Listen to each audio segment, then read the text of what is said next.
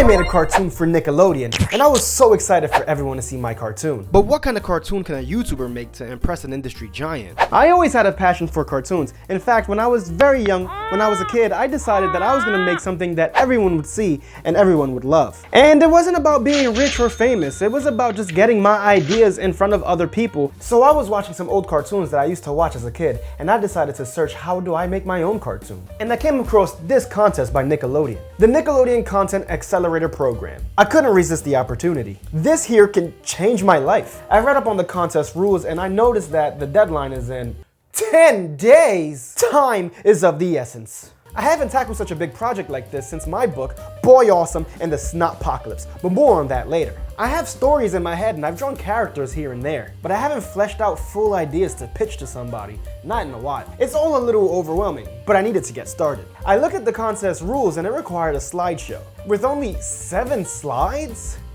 That's right, I had to contain all of my ideas in just 7 slides. One slide will be the title screen, the next slide will be the show's tagline or what the show is going to be about, 2 slides for the characters and settings, another slide for what the show is going to teach the viewers, and a slide for episodes. They want to make sure we can make multiple episodes about our idea. After reading the contest rules, I decided to watch some cartoons to get some ideas. I also created a mood board to give myself some inspiration. With the mood board done, I kept it on my screen as a constant reminder of what I want to achieve. Idea 1. I started drawing and at first I couldn't really think of anything. I was just doodling and drawing characters, hoping something will spark a brilliant idea. But I got nothing. At that moment, my puppy came running into the room. She barked at me loudly and then ran back out and barked again. I had to check what was going on.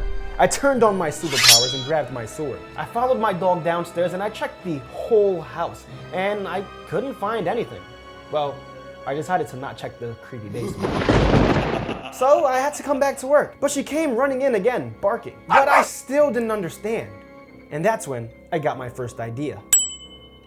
Tammy Talks is about a girl that, you guessed it, can talk to animals. She helps them with their everyday problems and at the same time they help her. This right here gives me all the episodes I need. In every episode she will be helping the animal that she's talking to in that episode with their problems. I start writing ideas, but ultimately I didn't really like Tammy Talks all that much. While I was enjoying the idea of Tammy Talks, I just didn't feel it in my heart as the show that I wanted to show the world. I felt like it's been done before. So I moved on, to research.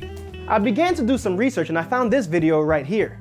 This is the creator of the show Steven Universe from Cartoon Network. And in the video, she stated that when creating your show, you should draw what you know and love. For instance, Steven Universe is based off of her brother. So I decided it's time for me to start drawing again.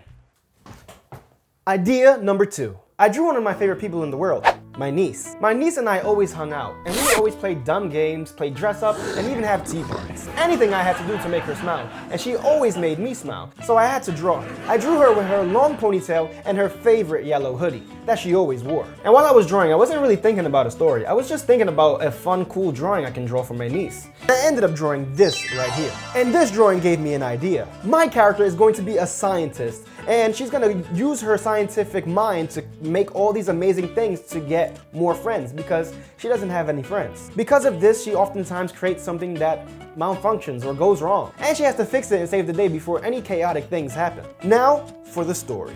While I do enjoy writing, I am an artist at heart, so it's easy for me to get lost in the artistic side of things, and I may forget to flesh out the story. So I started thinking about the world that I was creating. My idea is that she's gonna use her gadgets and her creations to get more friends. I want her to create all these amazing and awesome things to get people to like her. Until finally one day she realizes that she doesn't need to impress people. Not with all these crazy contraptions. I want her to learn over time that she just needs to be herself. And whoever's gonna accept her is going to accept her, and those that don't accept her won't accept her, and that's okay. I started writing and creating this story and then I realized that I don't want another scientist story for Nickelodeon. They already have Jimmy Neutron, so why do they need my story?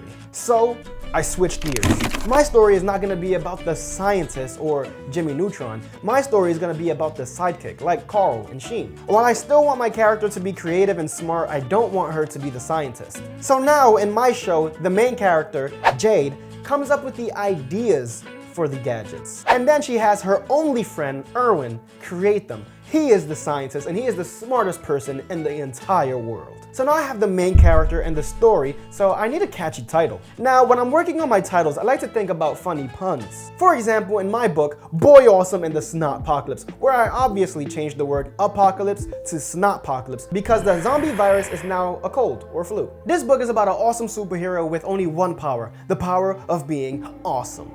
And I know what you're thinking, that is not a superpower, but it is when you are as awesome as Boy Awesome. This book teaches kids how to be a good person, a good friend, and also how to draw with these how to draw pages. If you want to check it out, it's available now on Amazon. The link will be in the description. So back to my cartoon. I wanted to have a pun as well. With the main character's name, Jade, I realized that a jade is also a precious gem. After workshopping a bunch of titles, I came up with a title that I really love and I think it's perfect for this cartoon.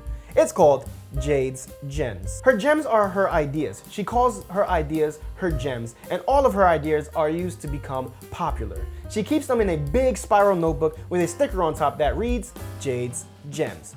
Top secret. So now that I have my main character, I need to tell Nickelodeon all about her.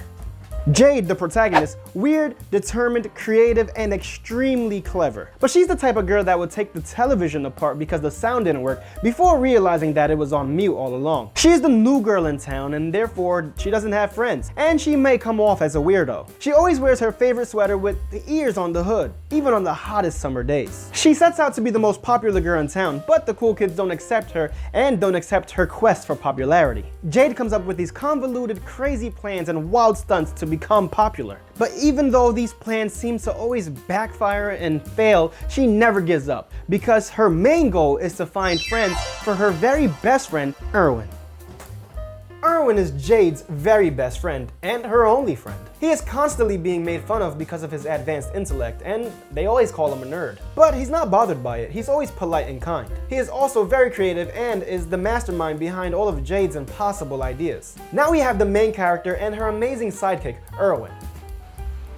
The bad guys. Every story needs the bad guys. They need antagonists. Meet the cool kids. They are a group of trendy kids who rule the schools, parks, and the playgrounds. They are the ones that everyone wants to be friends with. They are confident and stylish, and they set all the trends. Their leader is the self-proclaimed coolest girl in the world, Susie. She hangs out with her very best friends, Bella, TJ, Fry, and Craig. While Susie takes the role of leader in the group, it's important to know that the rest of the group have their own qualities that they bring to the table. Bella, for instance, is the richest girl in the world, so she always has the most coolest and up-to-date accessories to give her friends. Fry is the most stylish person in the world, and he is the one you go to for fashion. TJ is the group's daredevil. He never shies away from a challenge. And Craig, well, Craig is the muscle of the group. Not very smart, in fact, he is said to have the brain of a caveman. And it's true because Jade went back in time with one of her gems that Erwin made, the time machine. She went back and brought a caveman to impress the cool kids, but the caveman, or Craig, decided to abandon them and joined the cool kids. Moving on to episodes. Every episode is going to be based on a new gem. So we basically just need to come up with inventions or plans. Jade's gem number 217, the Snoozapalooza. When the cool kids are heard complaining about their boring dreams, Jade convinces Erwin to create a dream machine. This machine takes Jade and Erwin into the dream world where they can control and manipulate the dream to make sure the cool kids always have fun in their dreams. But due to overuse and Jade's lack of attention to the machine's manual, the machine malfunctions. Jade and Erwin lose the control they had over the dream world and they become trapped in what is now a nightmare. Jade and Erwin have to scramble to protect the other kids from the nightmarish dream they now have entered and find a way to escape the dream unharmed. I think the adventures that we could get into with all these types of episodes are gonna be non-stop fun for the viewers. And at this point, I thought that creating the story and the characters and the plot were the hardest parts, but then I got to the why. The hardest part came from when Nickelodeon asked me, why Jade's Gems? Why should they pick my story, my show? Why should they pick me? And I didn't know. I didn't know the answer. I don't know what makes me special. I don't know what makes my show special. I sat there for a while thinking, ready to give up. I've done all of this hard work and I just don't even feel like submitting anymore. This made me think about what was important to me. The idea of Jade's Gems comes from the constant approval that we crave. but don't need. Let's face it, no one likes to be rejected at one point or another. We all want validation, especially when we're children. And that's what I want this cartoon to teach the kids. You have to love yourself first. You have to be happy in your skin. If you and the people close to you accept you, then that's all that matters. And that is the answer to your question. Why Jade's Gems? Because I want the kids to learn to love themselves. Don't you? I added some finishing touches, just polished up some of my ideas and drawings. After all this work, rushing and cramming, it's finally done. A cartoon by Ant217. So I sent the cartoon to Nickelodeon and